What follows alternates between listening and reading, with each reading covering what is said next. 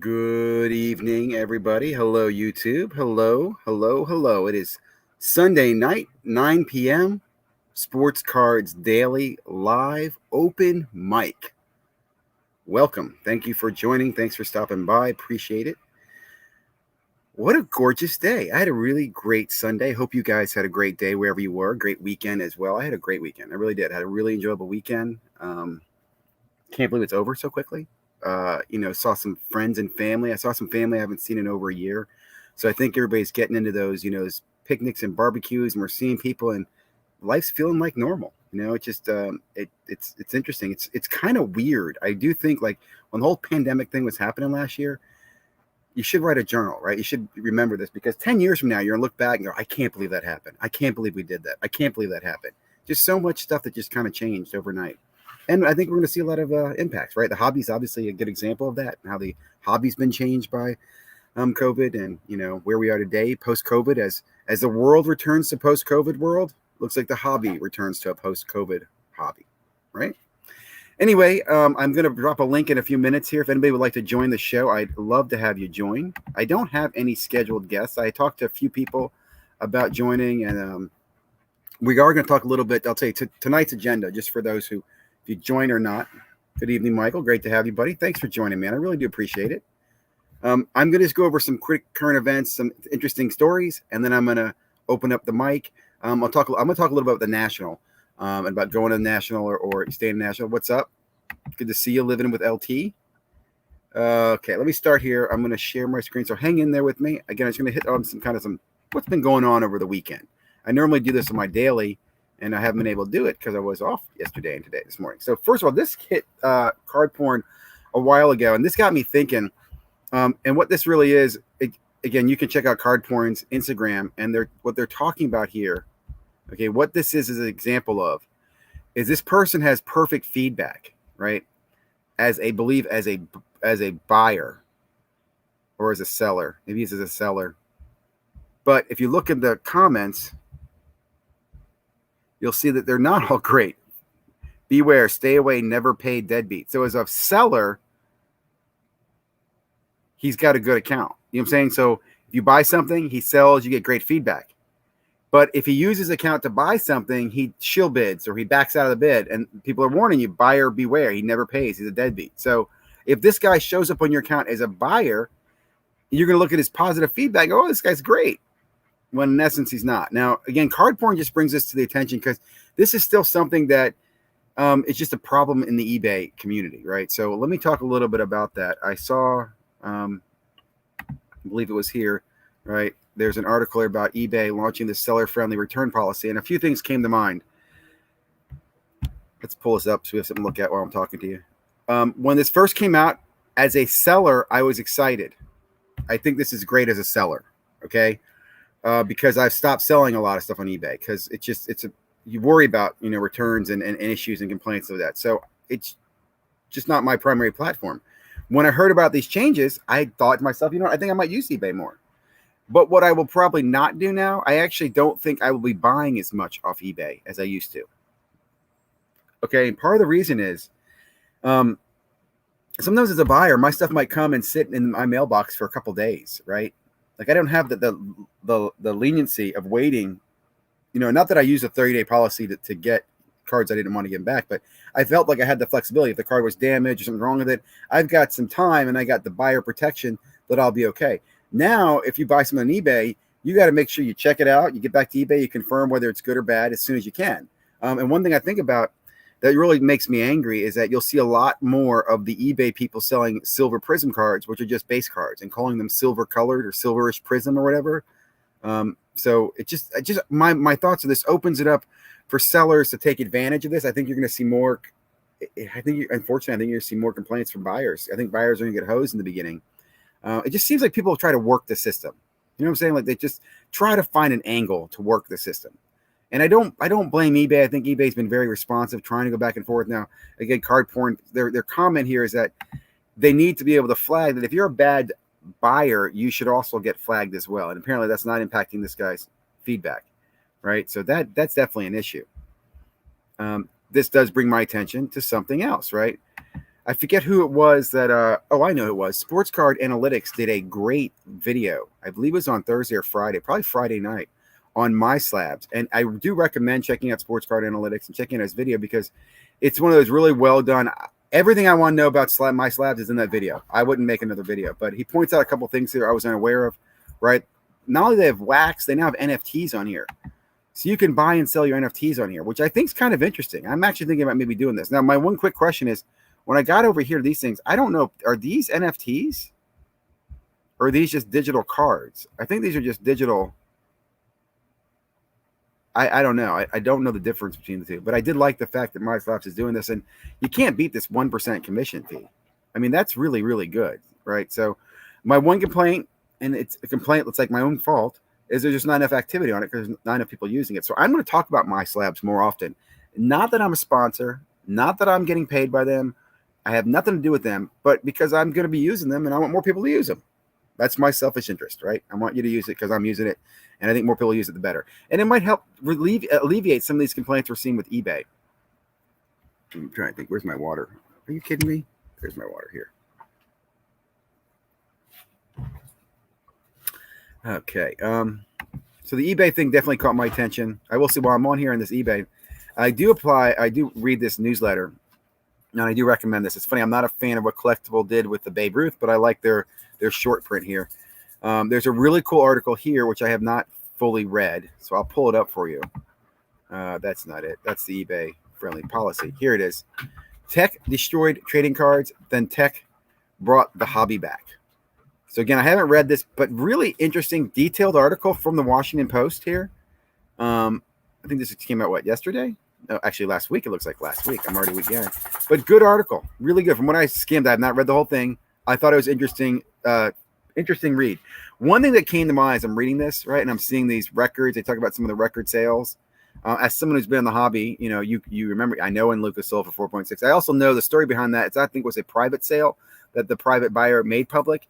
And in the back of my head, I'm thinking, well, it's two friends who counted, like maybe he traded a plane and a couple $1 million for a card.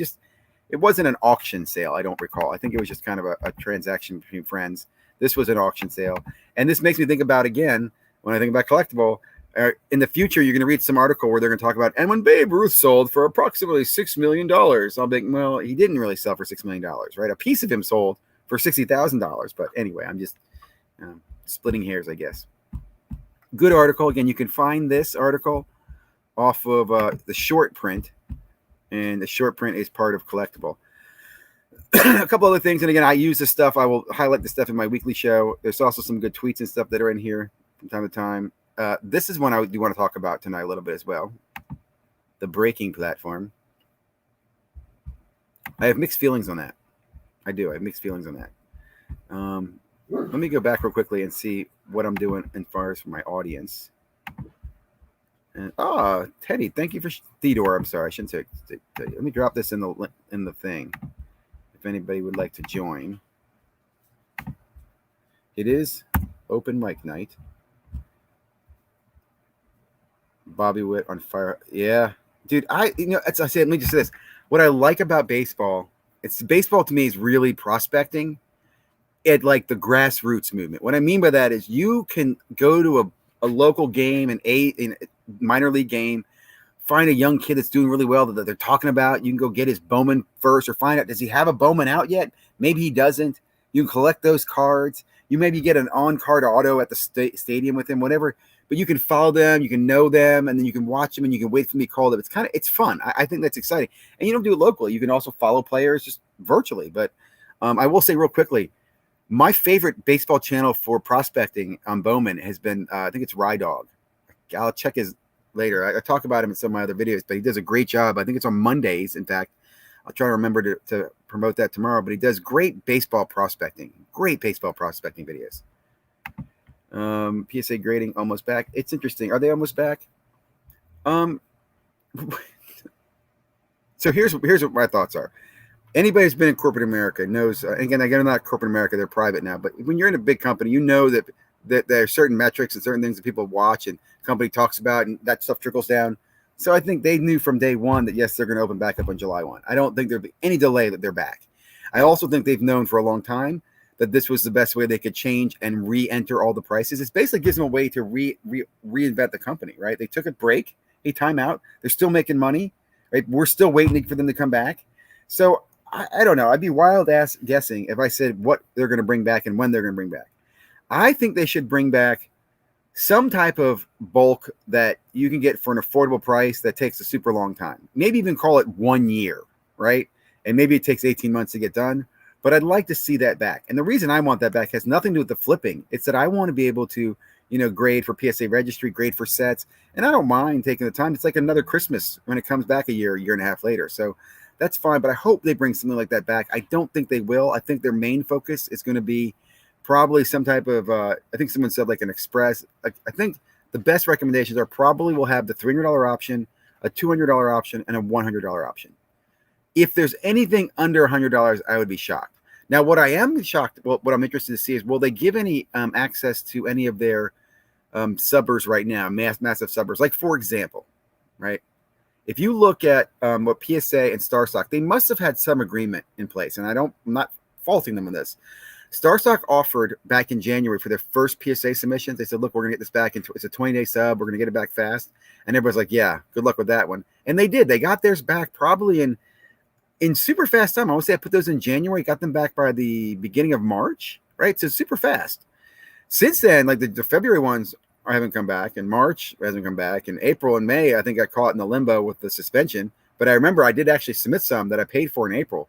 So I'm sure my point is, there's a bunch of these cards sitting in these places like a StarStock or somebody else where they're getting ready to mass sub them as soon as they get the go-ahead from PSA.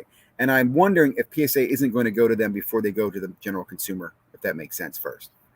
So we'll see. I will say again, what's cool with StarStock, I still like, is that you could sub PSA through them. So I think we did like 1 card or 2 cards every month. I think we're trying to do 4 or 5 cards. Maybe we got 3 or 4 cards, but we got a few cards every month. And when they come back, it'll be a surprise to us. I've already forgotten which cards I submitted. I have one sheet at home that tells me, but I'm not going to remember. It's not hard to. Even large shows going on. Plus, I don't find it shows. I agree. It's not hard to. I agree. I'll say that too. You don't have to go to a show. I can find anything I want to if you just put the time, effort, and energy into it, I guess, right? Buy a lot of raw. I'm guessing I have to switch over to buying slabs. I don't. I'm not going to. I still love buying raw. I really do. I looking back, I don't buy many graded cards. I don't really buy very many graded cards at all. I prefer to buy a card raw. I prefer to get a good price on it and decide what I want to do with it, right? I just lost everything there. People that truly love to collect won't leave, just might get cut back. I agree. Absolutely. You're right. They're not going. If anything, we're all like, I'll tell you, there's a lot of us, I'm one of them, who just kind of waiting for things to go back to normal so we can afford to collect again. It's just the prices are too high. Like, I would love to open up hobby boxes of stuff, and I can't afford to. And I'd love to be in more breaks, but again, can't afford to.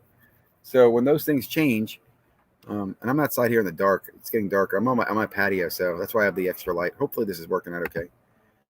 PS opening next week is a joke. They are still behind 9 months. It's because they're open doesn't. I agree. It is a joke. Like, I think there's some people who think it's going to be like things are going to change instantly. Also, here's another thing to talk about. Anybody want to talk about the bets on what flood gets hit to them? Like, how many weeks does it take for PSA to come out and say, we are overwhelmed by the return of so many submissions that we've had to, make some change, right? I will say what's interesting, SGC has not made any changes. They're still pumping away, which means they're either doing really, really well or not getting a lot of cards. And I'm thinking they're doing really, really well, in fairness. Sandy, come here. Stop whining. You wanted to be out here with me. Now you're out here with me. Oh, there's a StreamYard post. I'll drop that in the link again if anybody wants to join.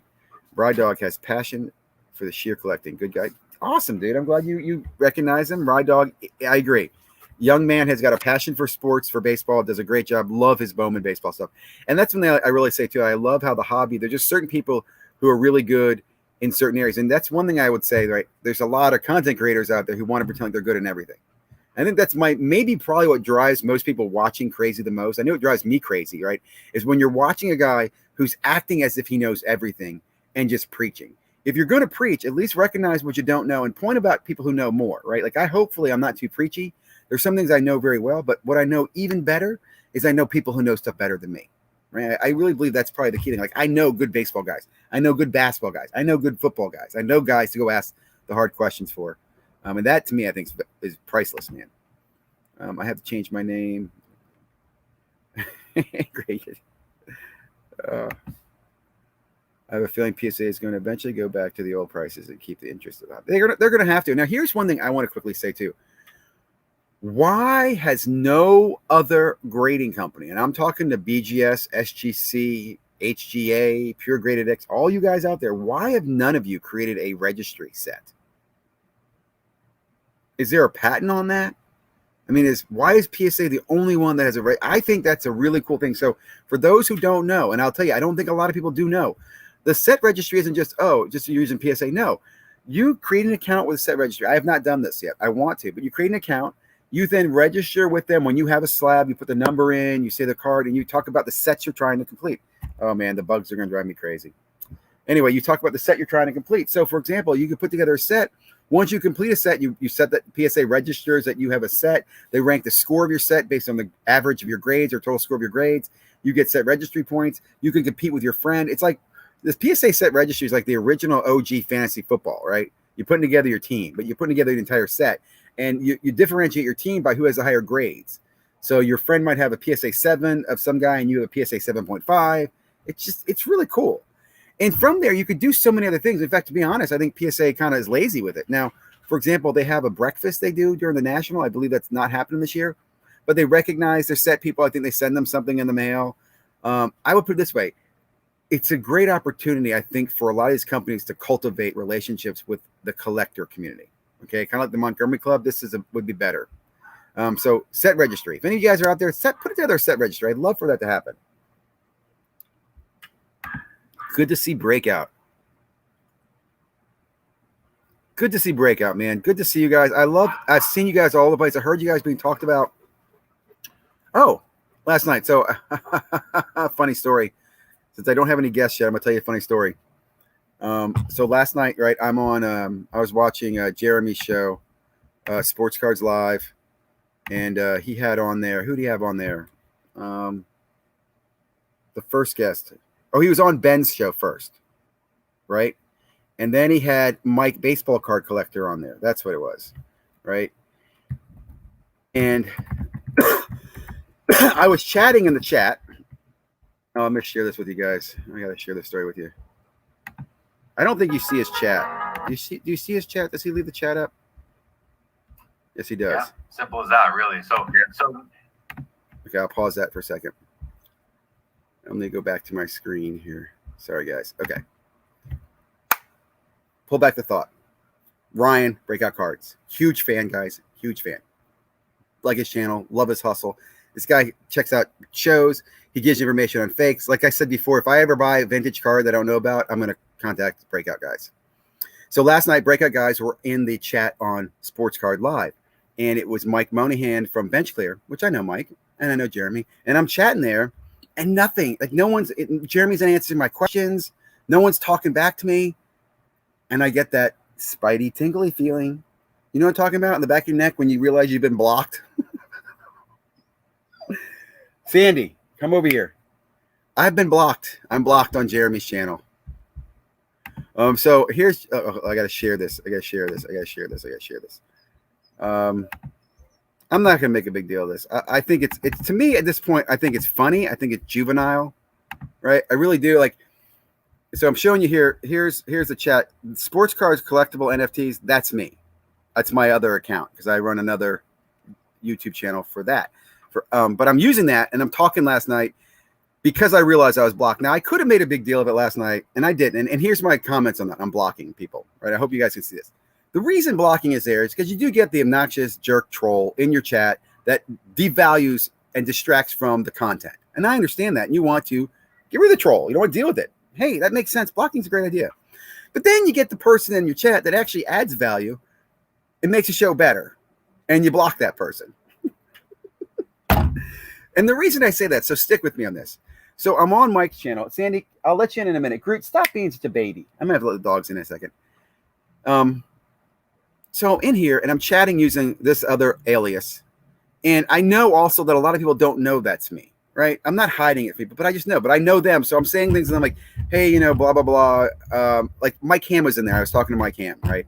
And I think he's like, who the heck is this? But I'm talking to Jeremy, asking questions. And Jeremy's reading my comments because I had good comments and good questions. Ask great questions for baseball card collector. I added in, right? The beast I know about. See, that's the thing is, I know about Mike and his hogs and the flooding on the ranch. I know about the beast. I know. See, everything you people put on YouTube, I actually listen to it. And I understand the people. And I listen to them. I know who has a kid and who has a kid on the way. And I pay attention. So later on, Jeremy does his one with Ben that evening. We're live, bro. And wrong, but I'm going to say it's going to be. I should have teed this up. I'm going to tee it up probably for tomorrow. But again, here I am in the chat using my alias account. There I am, Ziggy. Mike Ham, great to see you. Good evening, everyone. Oh, hold on. That's my other one that's blocked. You can't. Can you see this? Oh, this is because I'm logged in as my account. I don't think you can see this if you log in with the other account. And I'll show you what I mean. Right there. It's there right now. Let me go ahead and switch. Oh, I don't want to switch accounts right now. I can't do that right now. Anyway, my point is, during this conversation, I'm asking some great questions in the chat, right? I talk about F5. I'm talking about, I don't see it all. Anyway, I'll stop the sharing. I'm talking in there, and Jeremy says at one point, sports card NFTs, can you give me your first name? Because I hate having to say it every time, and you're adding some good content. And I laughed to myself, and I thought to myself, the irony in this. Jerry, if I told you right now, if I said, hey, this is Ziggy No, and you blocked my account, so I'm using this account to chat with you, I would have done two things. It would have been funny for me, but I would have actually made you look like a bad person, Jeremy. I want to just point that out. Because you did block me. You blocked me on your show because you don't like me right now. But you recognize that I'm adding value to your show. I think that's like a full circle of warmth. I'll just leave it at that. I'll talk more about that later on this week. I don't want to spend too much time on it, but yeah, Jeremy blocked me on my video I put out Friday night. And again, I'll just say, Jeremy, you know, if you're gonna hang out with certain people, you're gonna look like certain people. So it is what it is, right? I have nothing against you. I love your show. I will continue to be respectful and honorable on anybody's show I'm on. I will always ask good questions. I don't want to come across as a negative person. I'm just going to be an honest person, right? I give you my honest opinion. Anyway, long story from breakout cards to that, but I did want to mention that. I probably got to catch up here. So let's see. And I do love these chats. And let me also do this real quickly too. Let me drop the invite in here again. If anybody would like to join, I'd love to have you join. And I'll tell you another reason I do these live shows on Sunday night, and I do them on the mornings too, by the way, is I'm inviting my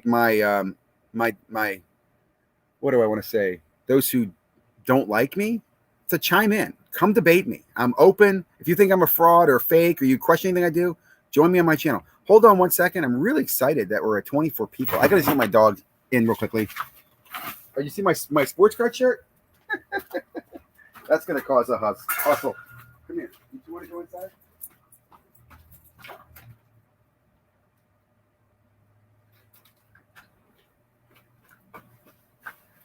Yes, I have my sports card investor shirt on. I do like the shirt. I'm sorry. I am a fan of market movers. And I'm a friend of Jeff's, so everybody knows. But anyway, he says it's stupid. I think they're going to do the keep tens down. See, I don't disagree with that. I just say this: the tens are just they should have a 9.5. They're not going to have a 9.5, so it gives them a kind of a competitive advantage in the market. Just bought 4 19 34 36 Diamond Star number card. What? High number cards. Okay, mailed them to SGC. That's a smart move. That's a smart. First of all, congrats on that purchase. That's pretty awesome. And yeah, I would totally send them to SGC. I would send anything vintage to SGC. Absolutely great set. Wow. I just think, I hope my dogs don't get in trouble. I think the story those cards can tell, to me, that's just the age. I don't know. There's something special about those. Breakout, stream cards, Ziggy, good guys. Not looking for a quick buck. We're done. Again, not. I mean, you're right. I mean, I think everybody's got their way to make money and that they have a hustle or whatever. I make money selling cards on eBay, stuff like that pays for what I want to do. But I don't see any reason, and these guys as well, don't see any reason you have to profit off of people in the hobby, right? I mean, and we're all supposed to be. It's kind of like, think of it like, I don't know, what's a good example? Like, do you charge your friends to hang out with you? Right? I mean, if you met at a bar, it'd be like you met at a bar, and then one guy's sitting there. He's like, "Well, since I'm the main guy, everybody just give me a few dollars. Give me a few dollars. Yeah, give me a few dollars." I don't know. Good evening, Bravos. Pittsburgh, good to see you, man. I feel like I'm just lecturing right now. Negative because a lot of there's bullshitters. And there's a lot of good people out there. If you're gonna unblocked on channels, it just irks you, man. I know I'm blocked on channels. And again, I understand if you're doing it for the wrong reason, but sometimes you're just, I'll put it this way: if you can't answer a hard question, then you shouldn't be putting out the content you're putting out, right? A good example are all the guys who do repack products, who you ask them a question about, they don't answer. So as soon as you don't answer, then in my opinion, you are guilty as hell. Okay, you really are. If you're not going to answer the question, then we know. Like if I say, one of my concerns with repack products is how do I know you don't mark certain packs and then are able to distribute those to the people you want to? It's a fair question. You should have a valid answer. Well, I use blindfold and I randomly move this, or I have a friend come over, or we do it on video. I don't know. Give me some story. But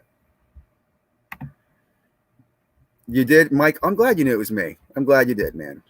Jeremy didn't know it was me. And that, again, I like Jeremy. Personally, I do believe if Jeremy and I met in person and sat down and had a beer, we'd get along. But I also know Jeremy is just listening. He has conversations with Chris and Josh all the time, and they are pumping in his ear what is it? When someone whispers, in your ear enough, you believe everything they say. So it is what it is. And that's one thing I'll say. I'm kind of taking the gloves off when it comes to the card ladder guys. I know they've been saying shit about me for over a year. Okay, I'm not a fool. I also think, like I'll say this: what's exciting right now is there's options. There's a lot of options out there that you don't have to go with card ladder or market movers. I love card ladder. I love card ladder. Flip that out, guys. I love market movers, but it's for me. It's not for everybody. I enjoy it, right? I'm not telling anybody else to go buy it. And if you do buy it, go use code BREAKOUT. Hook up my boys at Breakout. But I'm glad there's other choices. I'm super excited about slab stocks. I really am. I don't know much about slab stocks. I like what I've seen. I've followed the guys for 2 years, but I like free platforms. A good idea. I also am a huge fan of Card Hedger. I like what Card Hedger's doing. I'm really excited about those guys. If you haven't seen them, check them out. This guy is best. Is great. Dude, I agree. Theodore, when I found his channel, I remember I binge watched the whole thing like in a day. I was like, this is the best channel I've seen. And here's another thing I look at as I watch his insane growth. I think he's like at 28,000 people. I think to myself, he never says anything negative. Like, I wish I was more like him. Even the point when he points out things to worry about, like scams in the hobby, he's just kind of jolly. And beware of this. He's just a damn good human being. And I'll say, I know he's local to my area. I think he's in Maryland. And I don't know if he's still staying in the Maryland area. I know he's back in Europe. And I missed him at the Philly show. I missed him at the Chantilly show. One day when I see Chris, I'm going to want to feel like I should give him a hug. I'm not going to do that, Chris. Don't worry. It'll be a nice fist bump or handshake when I see you someday. But definitely one of my favorite channels, man. I can't man love enough. Ziggy using burner. I do. Well, it's not that I have burner accounts. It's that I have other YouTube channels, and apparently you get an account with with every YouTube channel.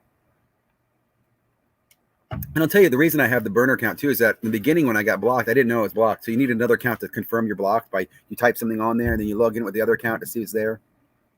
Everybody should have 2 accounts. You should have 2 accounts. Do with it as you please. With great power comes great responsibility. Then a webcam. I'll join the editing Ohio videos for tomorrow. I understand, man. I understand. If you can, that'd be great. I'd love to hear from you. But I know you're out. And if you see Ryan, I'm a huge fan of his. Tell him I said hello. I know he's in a different sphere. He's in that huge, great, positive. Just really enjoy his show. I love what he's doing. I really do. I wish.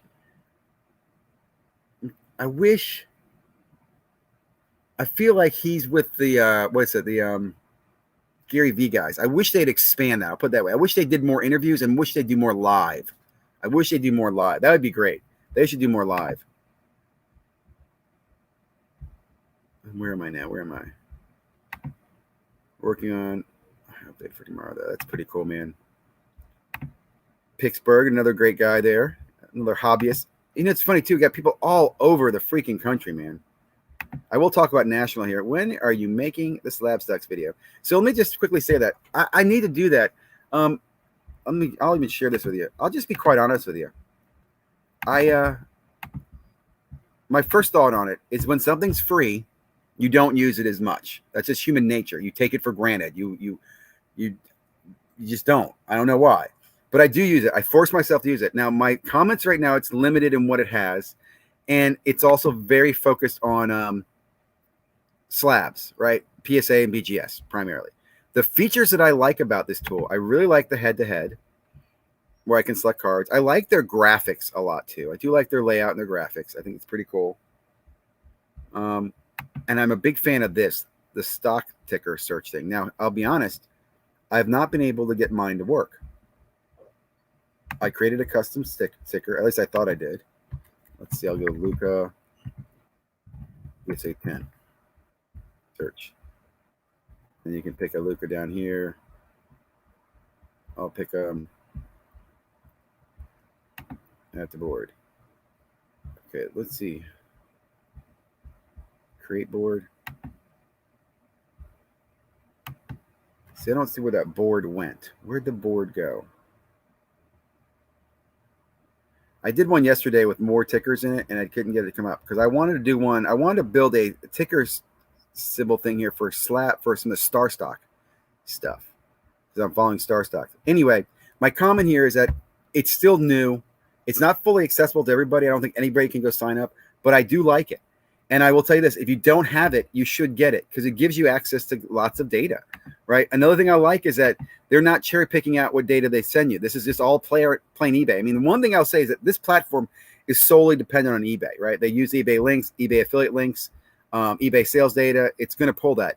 Now, I don't see the data, so I can't look and see, you know, what the buying rating was or the feedback was. Those are things that I can get in the Market Movers tool. I probably assume you can get them in other tools as well, but those are some of the differences I have seen with this tool is that I don't get as much access to seeing the data, but I like the tool. And for free, dude, like I said, everybody should have this tool. You should have this. And then I'm also looking at Card Hedger, but to kind of answer your question, why have I not done a video yet is that I want to give a fair evaluation of it when I do it. So I'm going to put a video out probably tomorrow just on the 3 platforms that are out there and give you options. And I think that's the important thing to realize. There are options out there, right? You can go get free. You can go get Card Hedger. You can go get the other 2 incumbents. Let's see. I like my slabs. Just need more product. I agree. And they have some great product on there. I didn't know they had NFTs at all on there. Didn't know that at all. Investor Dealer Collector is awesome. He is. Thoughts on Star Stock breaking repack? Great. Ooh, did you say repack? You know how I feel about repack. I don't like repack. Are they really doing repacks? Okay. So my first comment, and I'm actually working on a video on this. I'm glad you asked this. I like breaking. It's what got me back in the hobby. I still use breaking as a main way, not a main way, but one way to get inventory. When I saw this, I was like, oh no. I've said this before, and people joke laughingly at this, but anyone can break. Right now, anybody can break. I could break right now tonight. I'm sure there's 28 of you. I could probably sell a break right now and break some cards and mail them tomorrow. Anybody can break. There's no rule behind it. That to me is a little concerning because here's why. To me, breaking started. Let me just remind everybody. Breaking started because a group of friends got together and said, hey man, I'd like to get that box of Exquisite, but I can't afford it. You guys want to go in and we'll split teams? Yeah, we'll random it off. Hey, that's a good idea. Let's do that. And then it became an internet thing where a couple guys who had access to allocated product could basically sell you the same product at a great price and split it with you and friends or you and strangers. So it let you, again, take advantage of great price and sharing of cards. It was a savings opportunity for hobbyists. What it is today is not that anymore. And I have not used the app Whatnot, but I do not like that app at all. The sole goal is to maximize the return on the break for the breaker, right? How fast can I drive up the auction price in this 1 minute to get you, the breakee, to pay as much as I can? I don't like that at all. The other thing is since everybody can break, a lot of the flippers, right? A lot of the people who buy product from all these places, they don't have to even sell it on eBay or Facebook groups. They can just sell breaks, right? And when you get into breaking, then you have all sorts of considerations. Are the cards on camera? Did he hide anything? Is he taking hits out? Is he Brandon Cooks to 99 me? So I'm very cautious about breaking. Like, to me, it's the wild, wild west again. Too many people are breaking. And I warn people. And then the other thing is, then you'll hear people, mainly influencers, say breaking is gambling. Breaking, you get ripped off. That can be true, and you're going to have more of that with the Wild West. But I will tell you, if you've got good breakers that you break with, or your local hobby store where they're breaking for you at cost or near cost, those are great opportunities. Oh, I got Ryan joining here in a moment. So let me close the breaking thing. I think breaking is very good. It's just find allocated breakers and find people you trust and like to break with. That's what I'll say. Find allocated breakers, people you trust and like to break with, and focus on them. Don't break with just anybody. Okay. I could make a bad analogy, but since we're live, I'm not going to do that. I'm going to go ahead and welcome Ryan to the show. Hey, welcome to be here. Hey, man. How are you doing? Good. How about yourself? I'm doing well. Had a great weekend. So you're off at Ohio this weekend. Yeah. So I flew back earlier today. I ended up going to the show up there. It was a pretty good vintage show in general. It's like a local show that they have every 2 months. But a few of my friends that are dealers down here told me I should check it out. And 90% of the dealers were vintage. So decided to check that out. And then I know Card Collector 2 was out there. And I also had a friend I joined on his podcast. It was SRS Cards. And he lived right out there. And he's like, yo, if you come up here, let you crash at my place and we can check out the different card stores and just hang out for the weekend. That's what I ended up doing. That is freaking awesome. Let me ask you, I've been following you since like the COVID times. Were you doing the same thing before COVID? Were you hitting as many shows and stuff? Or when did this all kind of take off? Honestly, not before the YouTube channel. So I was going to shows maybe once a month or like one every 2 months. And then, so me and Steven, if you guys don't know, Steven's also on the channel. We both go to I know there's another gentleman. I didn't know his name. So Steven's he's West Coast, right? Or am I wrong?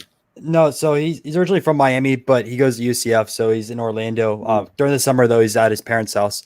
But me and Steven both went to UCF, and I graduated already, but he's still back over there. He has, like, I think, another year or so. And I was into cards, and I didn't know anyone else that was into cards, and Steven was. So I brought him out to a card show, and we decided let's just have some fun, build out a YouTube channel just to have some fun, shoot some clips and things like that, because there wasn't really many people, shooting videos, all these different local shows. No one was out there doing it. So it was a fun thing to do. And people started liking the video. So it ended up starting to become like a weekly thing where just go to a different show throughout Florida. And through COVID, the shows expanded. Instead of having like 1 or 2 shows a month, now you had 4 or 5, 6 different shows throughout Florida. Yeah. And, as the views got up, we're like, okay, let's just start hitting up more shows and more shows. And eventually somehow now traveling across the country to go to different shows on the weekends. So it's pretty fun. I admire it. I love it. I'm a huge fan of you guys. Anybody's watching, you guys need to follow these young men, because I love the stuff you do, the research on the fake slabs. I mean, I think that in itself is worth following your channel, but your other content's been awesome. I've been following you guys, I think, the entire year when you started. And the trade show stuff, I think, is awesome. I think that's awesome. Do you guys follow the show locator guy? Yeah, I've seen it on Instagram. I wanted to do like some type of partnership with them, because I have a website with like a directory of all the different things, but it's just so hard to stay up to date with everything. I mean, I work a full-time job. I still do all this, and I just don't have the time to edit that and put when shows are on the weekend. I have the director with all the shows, but he gets all the information. I reached out to him and never got back. Yeah. And you still have a girlfriend too. Yeah, I do. I remember you're missing a show. So I know it's all hard to juggle everything. Does she travel with you at all? Does she think this is crazy or have any interest in it? Yeah, so she's going to actually go to the National with me, which is nice. So I'm going to spend 2 days at the National, and then 2 days we're just going to hang out and explore Chicago. So doing like the mixture I have been in the past now, where it's both a mixture of like a travel vlog and also the card show, because there's so much more to an area than just a card show. And like everyone in the chat that's going to go to the National, just don't go to the National. Spend a day or so checking out Chicago, because when you travel to visit the shows, there's just more to just being inside a show all day and looking at cards. Cool. Check out the cards that you can't find on eBay, meet your friends and things like that. But explore the city. There's so many different foods. There's so many different activities that aren't going to be in your hometowns. That is awesome. I admire that. And I will second that. As an old man, I wish I travel a lot for work. And I remember I'd be in a town and I'd be in a rush to get back out. And sometimes look back and wish I'd spent the extra day there, explored more. Because you're right. You should enjoy the different locations you're visiting and the stuff you're seeing. It's a lot of fun. But She will be making an appearance in the vlog, so you guys will finally get to see who she is and everything like that. So Awesome. Anything else new coming up, or anything else you guys are working on? yeah, so Steven's back in Miami. He's gonna end up meeting me up for the Atlanta show. So Okay, awesome. one thing, what I'm gonna end up doing though is I'm going to go to both Dallas and Atlanta that weekend. So I get out of I was work. wondering how you're gonna do that. Okay. Yeah, so I get out of work at 5 o'clock. I have a flight at 8, so I'm gonna go straight from work, change real quick, go to the airport, fly out to Dallas Friday night. I have my friend out in Dallas, Elite Hunters, so I'm gonna crash at his place. In the morning, go to the Dallas show. That afternoon, I'm gonna fly out to Atlanta. Don't know anyone in Atlanta, so I'm going to end up getting the host hotel for that night and then stay there for a little bit on Sunday. And then that Sunday afternoon, fly back to Orlando and start editing the video. Okay. Hopefully get out Monday or Tuesday. So Jeff should be putting you up in a place in Atlanta. Okay. So Jeff, if you're listening to this, you should be hooking up your affiliate there with Sports Card Investor, especially this young man, and helping him find a place. So I'll ping Jeff, but you should at least also visit there while you're there. They've got an office and everything. Yeah, I'm gonna reach out and see if I can. That'd be fun to put on there. Like with Ohio, I visited a card collector too, and Ryan, and he's really good. There's so many people like that. You know, I don't want to speak on behalf of anybody, but I've heard stories about, baseball card collector down in Dallas, and people stay in his place. I will say I live outside the DC area. I'm not very close to DC, but if you're ever in my area, you are anyone out there, if you're a card friend, you're welcome to stay with me. I'm out in the mountains, but you're more than welcome to stay with me. Is that near the Virginia show? They have like a 203 table show there every once in a while? Yeah, I'm not far from Chantilly. I'm probably an easy hour and 15 minutes from Chantilly, because I'm out in the mountains. So it's 66 West, and Chantilly's about, I don't know, 15 minutes from the airport when you fly into Dulles. And it depends on traffic where I am, because I'm on a major interstate. So if there's no traffic, I'm there in less than an hour. If there's traffic, I can be 2 hours. So dang, that's far. Yeah. Yeah, so but still, it's worth it for that. I'm not the closest, but if you come out to my house. I got a cabin. We can go hiking in the mountains. Got the river near me. So if you're into that stuff, welcome. Oh, I am, man. I before all the sports card shows, I was into running and ultra marathons. That's been sidelined a little bit, but oh my God, you're a beast. My ex was a marathon runner, and my goodness, man, ultras are 50 and above, right? Yeah, 50K or above. So yeah, I've ran a few 50 milers. I ran. So funny story. When I graduated graduated college, our graduation got canceled because of COVID, and I was training for a 100-miler, and that got canceled also. So I was like, dang, what am I going to do? And I decided to run a 100K around the UCF's campus just for graduation, and ended up doing that. So it's fun. I had a lot of my friends from college at the time and Night Runners, which is the group I was at. And there was a 2.4-mile loop. So I just kept running around it, and just the humidity down there. That's hot. That's a hard run. Yeah. Exhausting. It was pretty tough. The toughest one though I've had was the Everglades Ultra. So that was in the middle of that was in end of March. It was 50 miles in the Everglades and a little shade, but it was fun. Have you done West Coast, like dry heat? I have not. Honestly, I've only been out to California once in Santa Barbara. But I haven't done anything out there. And right now I'm not in ultra shape. Like I kind of gained some weight since I've last run an ultra. So I need to get a little bit back into it. So it blows my mind. My ex, like I said, would run marathons, and I would whine because I would go support her, and I would run between the marathons. So I'd probably do 3 or 4 miles that day. And the thing that blew me away by marathons, and I'm just talking the marathons, right? Not the ultras, are when they talk about people hitting the wall, right? Yes. Where their body physically stops. It's not a good thing to see. I mean, it's just freaky scary, like a mile 22, 23, and they just don't have enough carbo or whatever in their body. They just stop. And then the other thing that blew my mind was, and you'll probably understand this, all the men who had bloody nipples from running. Yeah. So it's like, what the heck's up with that? But you have to protect yourself because you're running that long, that hard. That's just, it's not humanly meant to happen. I'll just tell you that. Yeah. So there's actually there's a few things. So I'll talk about all of them. So with the wall, what's really interesting with ultras is you hit the wall. At least for me, I hit around mile 20 or so, and it lasts like 7 or 8 miles, but then it goes away, and you just feel fine again after you run through it, and your body just recovers during your run, right? You're taking some goo or something, correct? Yeah. So I take a goo every 5 miles, and has caffeine built into it. That way you can continue to have energy in that. Also, as weird as it sounds, with ultras, if you drink Coke, it's actually pretty good for you. You get a lot of energy, and your body feels great after that. It's kind of like a catalyst. A lot of ultra runners will only drink soda during a race or like during practice runs. They won't drink it outside of it. just because it helps out with that. And then the funny thing too about ultra runners is during the course they eat so much candy and junk food. But I mean, at the same time, you're running 50 miles, so there's an excuse to do that. But it's so funny. Everyone's a pig on the course, but they're like, "Oh, our diets are so strict until then," and just junk out on there. That's awesome, man. That is a crazy sport. I admire it. Not something I'll be doing. Not something I'll be doing. So let me see. I'm gonna check a few more of the comments here. I got way back. Yeah, you're good. Behind. Where was I last? Are you gonna end up going to nationals, by the way? I'll tell you, I'm still mixed on that. I've lost my comment area, so I'm gonna have to pick a new comment.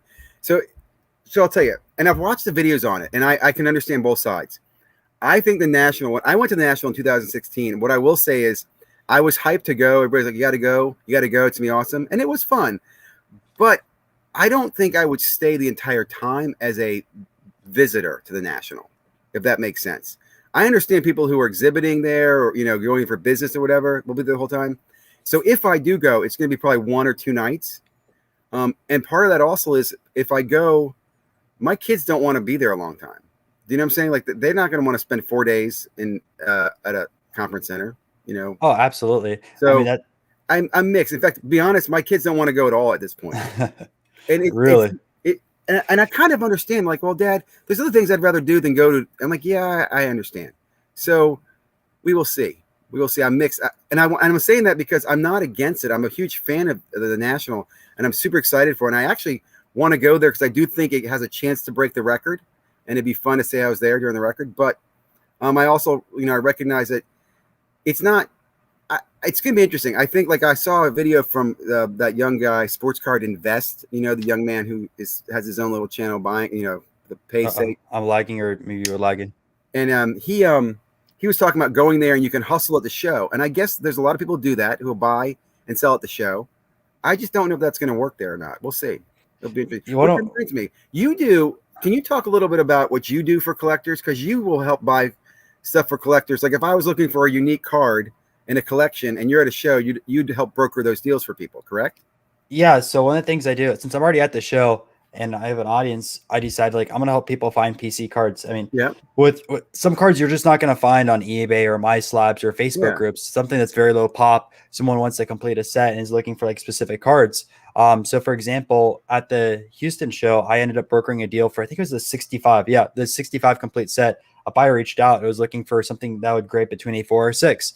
Again, you're not going to find that online unless you look into it. And there's a dealer there that had a full set. So I inspected the set, made sure all the cards were there, and then worked on the deal in real time between the dealer and that guy. And it's not what it looks like in the video. The video looks like maybe it's like a 30-minute process. It's a much longer because you have to negotiate, you have to text and call, send pictures and everything like that. And it does take a lot of time, but I ended up brokering that deal. And then even in Ohio this weekend, I brokered like a quick deal. Someone was looking for first and second year Pujols autographs, found a $300 autograph, ended up getting that. And then I'm going to send that out on Monday or Tuesday.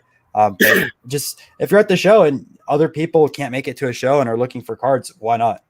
So let me ask you, if somebody's watching this now and they want to do that, and this is not for, and I'm just guessing, it's not for if I want to base Luka PSA 10. It's if I was looking for something that's unique, that's not common, and I'd say, hey, I'm looking for this, Ty Cobb card or whatever it is, I can let you know. And if you see it, you can get back and forth. Do you talk about what kind of fee you provide, or is it? Yes. So anything under $5,000, I'm at 10%.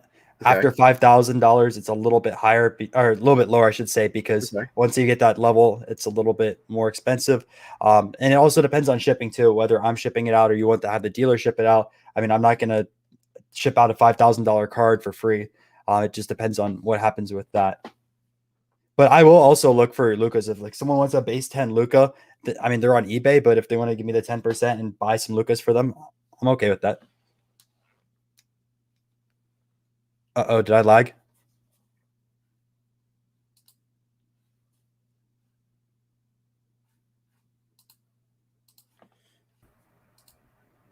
There we go. I think I'm back now. Good. Sorry about that, guys. Sorry, everybody. So you were saying, under 5,000 to 10%, above 5,000, it's a lower fee, kind of negotiate. And I assume, again, you're working on behalf of the buyer in many ways and negotiating the price too, right? Correct. Yeah. So I'm technically negotiating against myself, but Yep. in reality though. Like if I help someone out, they're going to give out more business. They're going to have more cards that they're looking for. No one just collects one or two specific cards. So I try to do that. And like even sometimes when you're trying to make a deal, it sometimes falls through. For example, I was looking Yep. for a Michael Jordan autograph card, and taking a look at the loop, the card was trimmed, and that makes a huge difference. I mean, although it's going to be still put in an authentic PSA case, um, some people want to grade the cards instead of having an authentic holder. So that changes the whole imbalance. And just because the card, God forbid, who would trim that card, but just because it's trimmed, it hurts the value, and that stopped that deal. Yep. I think this is great too. And I think that's what when I heard about it, I want to learn more and I want to emphasize, I think that's a great service you guys are offering. And I think of it like this too. It's a lot different than looking for regular cards. It's not, like I said, it's not looking for a Luca base. Can you give me the best price in Luca base? Don't bother Ryan with that. I assume not. It's Ryan can help you guys. Like, for example, I have a goal of maybe opening a box of 2012 Prism basketball. So if you saw one at a show that you saw at a great price, it's sealed, hey, you can ping me and I might want to buy it, right? Those are certain things I would reach out to Ryan for, right? Does that make sense?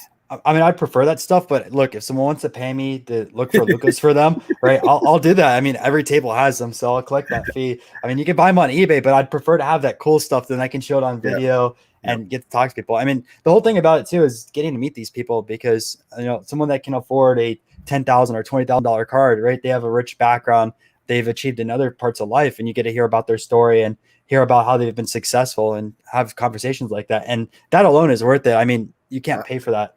Dude, let me just say, you're wise beyond your years. I cannot say enough about that. That's a great point. You're absolutely right. And I think for the audience, it's a great way to network. You're absolutely right. You're meeting people from different walks of life. You get to know them, even things go bad. Do you use LinkedIn? Do you make connections with people on LinkedIn? Yeah, I do have a LinkedIn. I need to work on my LinkedIn a little bit more, but I mean, I just got a brand new job, so I'm not really pushing for another job for a little bit. Again, you don't have to do it for that, but like what you're doing right now, it's a great way. Like I will say, I've been using LinkedIn, I think, since it started. And they've even there's a group on there for sports cards. There's groups on there for other things. But it's a different feel, right? Because it's more professional. And you're absolutely right. If I meet people in sports cards that I like, I'll ask them to LinkedIn, connect to them. Also, it's another way to show your openness as well. Hey, I'm a professional. I'm not here to scam anybody. You know who I am. I know who you are. And like you said, you're getting to meet people that you might need a job down the road, and you realize, hey, I remember selling you a card 5 years ago, and I see you're hiring. So that's a great example there. Get to meet a lot of wonderful people that way. Absolutely. And it's same with the card shows too. I mean, if you talk to the dealers, you talk to other people that are walking around, I mean, you see people that bring around the different suitcases worth of cards, and you'd be surprised at the stuff that you see floating around. And there's a person I saw this weekend just walking around and had a bunch of tobacco cards, like all grades 4s and 5s of some of the best players in those T206 and T205 sets. So, dang, we had a whole conversation about it. We didn't end up making a trade, but just build out those connections. And that's honestly the best part about the trade shows, just meeting new people. I mean, sure, the cards are there. I mean, some cards you're not going to find on eBay. Majority of modern stuff you will be able to find on eBay, but just meeting the people and having fun exploring the cities. That is awesome. Do you guys have the Boston show on your roadmap? Yeah, so there's a few different Boston shows that I'm looking at. I'm thinking I know there's the one that Filmington and Bowman, I think it's 1951, right? Yeah, they run. Yeah, actually, I almost ended up going to that last weekend, but flights didn't work out with work. So that's why I ended up going to Columbus, because I saw there was two Boston shows, and like they're 30 minutes apart from each other. So I was like, okay, cool. I could go to Boston, hit up those two shows, and have a vlog for that. But travel didn't work out for that. Same with like a San Francisco show that they had this weekend. There was like 250 tables. Yeah. So that was on the radar, but couldn't make it out. That's a great. I mean, I know it takes a lot of your time and energy, but that's awesome to do. I'm thinking you got the Long Island show in August. Are you going to go to the Vegas show at the Summit, the Industry Day? Oh, that one. And would you go to Industry Day? Is that something that's on your radar? Is that of interest to you? When is that? I mean, if it's during the week, I can't because of work though. Well, it is a long. So I would think it's September, and I want to say it starts on I think the card show is during the weekday. I think maybe I'm wrong on that, but the card show is 2 days before, and then the expo goes. The summit. The summit's also virtual, and I'm going to probably do the virtual summit for $99. I just think you get a really great insight into the hobby, the production. You get the roadmap from Panini on the products they're coming out with. You hear from Topps. I think that's pretty cool. That's something I'd look into for sure. There's a card show before it in Vegas 2 days before that. That might be on the weekend. I don't know, but there's just like you said, there's so many out there. I mean, 2021's got to be the year of the card show. You're gonna have an awesome just video record of all these too. Yeah, I'm definitely gonna do a recap video at the end of the year. Eventually, I want to. It would be kind of cool to hit up a card show in all 50 states. I don't know if there's any in Alaska. I know there's one in Hawaii now, but just make that video. I visited a card shop or card show in every 50 state. That would be awesome.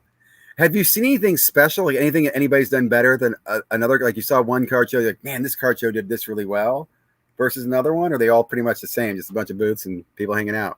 Honestly, every show's different, especially like depending on the vendors that are there, depending on location. I mean, personally, like why I like going to different card shows is you get a new supply of cards and you get to meet the new vendors. I mean, I like the Florida card shows, but it kind of gets boring after a while. You see the same exact people every week, and yeah, they're your friends and everything, but you know what cards that they're going to have. They're going to still have that inventory that they haven't moved. Most people sit on their inventory over time, and you know what people are going to work with you, what people that aren't. And there's no like thrill of getting to meet new people. So like some of the different things, like I was talking about the Ohio show this weekend, it was like 90% vintage. That was the first show I've ever been to where vintage, there was more vintage than modern cards. Another show I went to, Wisconsin Dells, it was all carpet. And I'm telling you, like if you go to shows and you walk around on the cement all day and then you go around and you walk on the carpet all day, such a big difference. Like it's so nice because at the end of the day, you're like, oh, my feet are nice. But when you're walking on cement, like at Dallas or some of these other bigger shows, your feet hurt even at the end of the day. But I really like that. Another thing I like that with Wisconsin Dells show is they had a VIP party night as well. And it was in a bar with a bunch of arcade games. So people were playing arcades games against each other. People are trading, and it's just a fun experience. That's a good idea. And you just reminded me, have you gotten any tickets or any information on national VIP parties? I have not. I actually reached out to National about a media pass, and they never got back to me. Interesting, because I know. Well, you know who to reach out to. Do you know Eric Norton on Beckett Media? Yeah, I've talked to him once. He has connections to at least I know the guy who organizes it. I forget his name, but you should reach out to Eric and see if he can't help navigate that for you. He might be able to assist. Reach out to Eric. Yeah. Are you friends with him? I am, at least through Twitter and stuff like that. We used to co-host on Hobby Hotline. He's just a good guy. I love his show. But if he's responsive. He's responsive to me on Twitter. But you might ask him about that, about the media pass. And they might have just so many people asking about it. But yeah. What was that? What was my point? I was going to ask something to point to that. VIP party. So I heard though that Panini's not doing theirs, which is kind of a bummer. Really. And I don't know if anybody knows this, but to me, the thing about the National are the VIP parties more than the National itself. Because, and I haven't been to one, but I hear those are awesome. You get to meet celebrity or athletes, you get autographs, you get packages. Like at the last National, I remember they were selling the VIP packages, right? The next day and stuff. So those were really I heard cool. It's like I heard it's a few grand last few Nationals. I can't afford that though. Like at least personally, I don't have that type of bankroll to go around. You could win them, or there was ways to get them. When I went in 2016, there was a chance to win them. That's one of the reasons I went to. I was like in the top 10 to win it, and I didn't win. But you're right. I think it's something like $3,000. But you get somebody will at least then they tell you you easily get back to $3,000 in merchandise. Yep, that's what I've heard with the boxes and everything. Yeah. So again, this year I don't know what's happened. I heard though they're not doing the VIP for Panini, and they're not doing I think gold packs for the which kind of surprises me. What I have heard is there's a YouTuber party apparently being worked on for Friday or something like that from a few people. I heard some of that too because I was listening to Dr. Beckett talk about it on Hobby Hotline, and they asked if he was going to do another content creator dinners, and he said he was not because he suspected there's something being organized by the National for YouTube.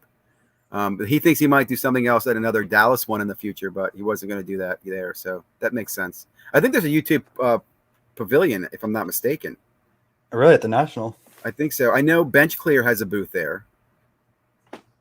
And I think because there used to be remember there's a breaker section for breakers? Yeah. Do they not have that anymore? No, they still do. I think that they've added to that as kind of a YouTube content because it's basically they put the breakers because the breakers needed high-speed internet access so they could also do live breaks and, be on channels and stuff. So I think they just kind of added to that with some YouTube people. But that's cool. I'll say those are the reasons. So going back to National, that's why I'd want to go to meet the people, go to the parties, see the people. I have no interest, honestly, in going to buy any specific card there.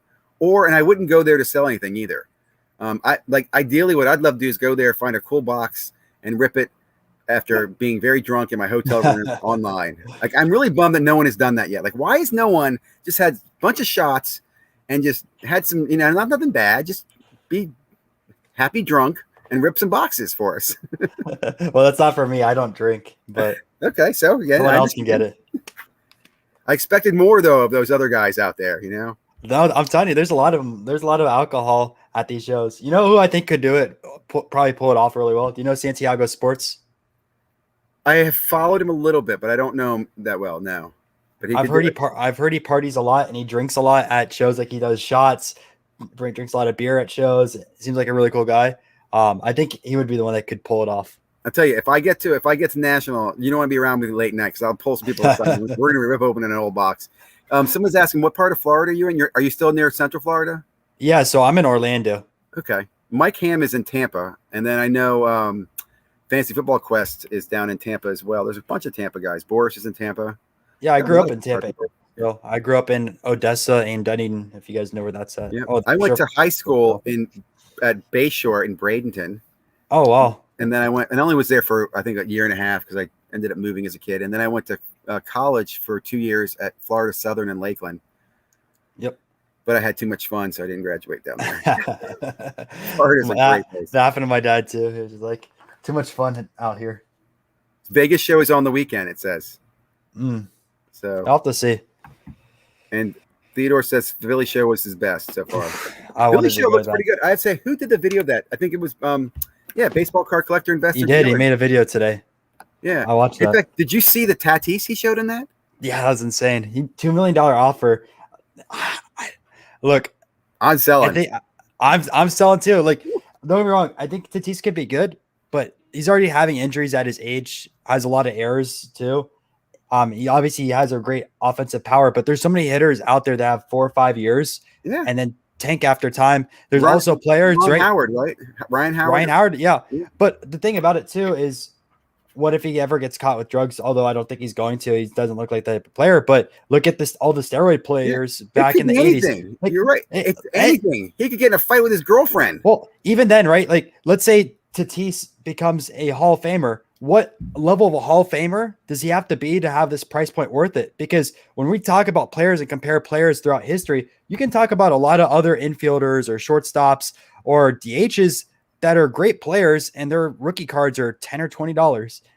What if they had a one of one back then? What would that be worth today? Is it $2 million? Yeah. I don't think so. So where the market's at right now is people are projecting players to be top 5 or top 10 players of all time. Yeah, and they're not.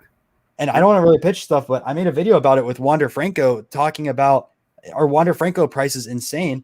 And if you look at like a Mookie Betts first Bowman or a Freddie Freeman first Bowman or a Manny Machado first Bowman, they're all cheaper than Wander Franco. So even Nolan Arenado. So people are projecting right now Wander Franco to be the second best player in baseball behind Mike Trout without even swinging one major league at bat. And could he be long term? Maybe. And as a Rays fan, I hope so. Right? That'd be awesome. But the already be paying the price point where he's the second best player and assume that the card is still going to go up is kind of insane to me.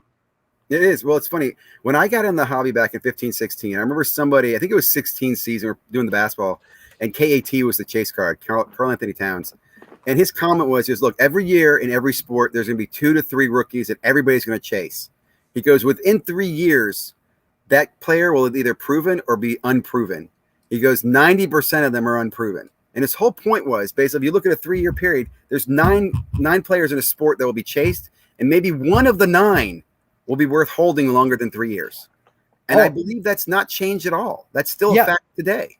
So another thing I did in the video is I went through the top 10 prospect list from 2011 all the way through 2018 or 19 and showed all these players that people were hyped on. Yeah. You'd be surprised how many are even out of the game right now. And if you look at where we're at as a hobby right now, anyone that's even like in the top 20, people are thinking, oh, this guy's going to be the next all-star. You should invest in this guy right away. All right.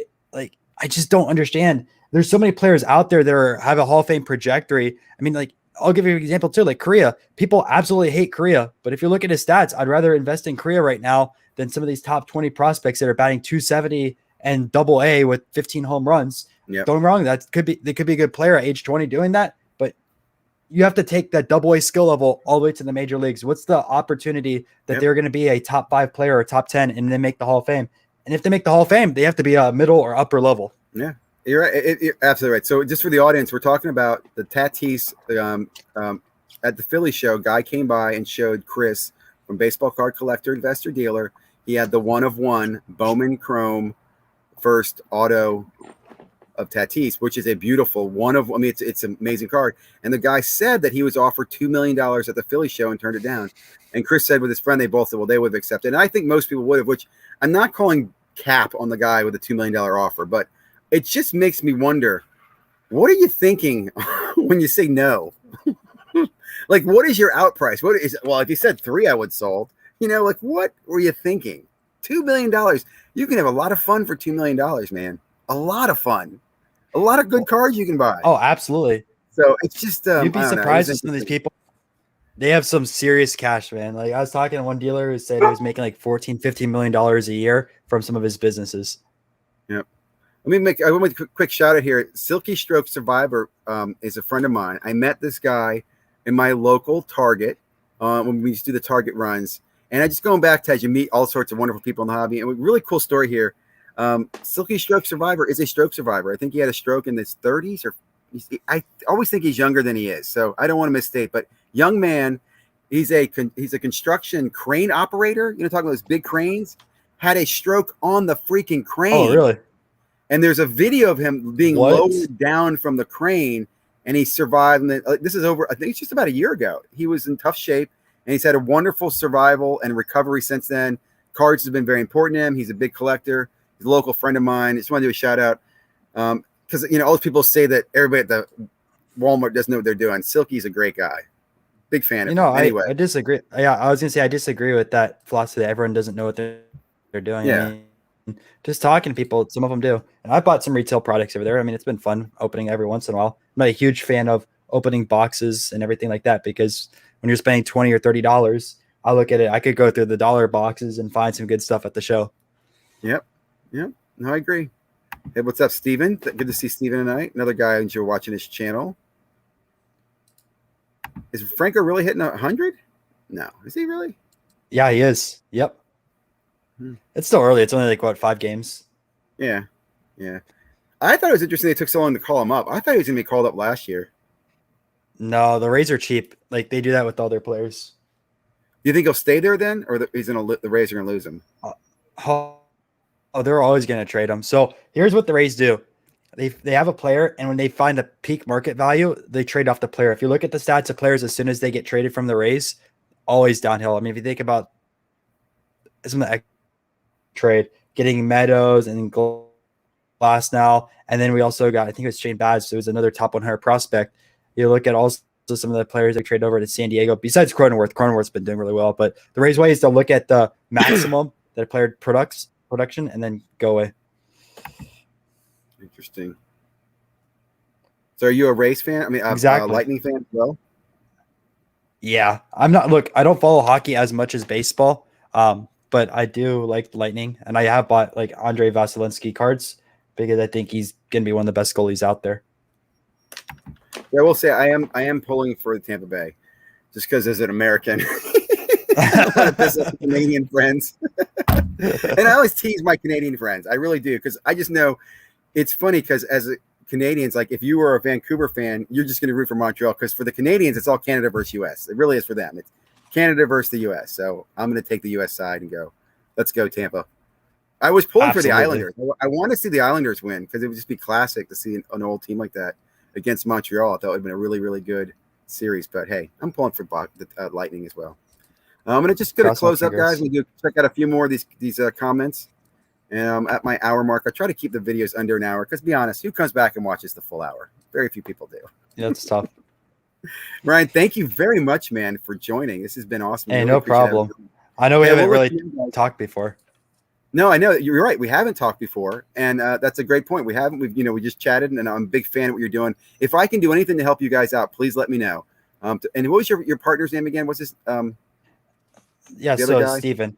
And I appreciate it, man. Like you've shot out the channel a few times, and I know people have talked about like comment sections came here from Ziggy's videos, so that's good. I appreciate that. I don't want to say I like what you do and be negative, so I want to make sure that people go. And I like what you do with the daily like recap of what happened yesterday in the hobby and everything like that. And just like looking back, you're kind of like the newspaper of the hobby where you just keep posting things daily, and you just find out if you have stuff you're working on. I tell us to everybody else out there, guys, if you have a video you put out that you're dropping at 7 o'clock that day, or you got something you're working on, you let me know. I'm happy to shout it out and let people know about that. Because again, my goal really is to share information. I want to let people know about what's going on and get good eyes on good content. That's really the goal. So I appreciate it, man. Like once I get this Ohio video done, edited, I'll send that over to you. Don't know if I'm going to get it out tomorrow. I'm trying my best, but we'll see. I don't know if you care because of Friday night, but he basically is saying you don't know what you're talking about when it comes to Carter. Okay, it's fair. I won't talk about that right now. Anyway, guys, thank you very much. Ryan, thank you for being here tonight. Man, really appreciate you joining on the open mic night. Everybody else, I didn't get to everybody's comments, but thank you very much for the support. I really do appreciate it. Even the criticism, it's always welcome. Make the hobby a better place, guys. Have a great day. I'll be back tomorrow morning live around 8-ish. Thanks See you again. guys. No problem. Bye.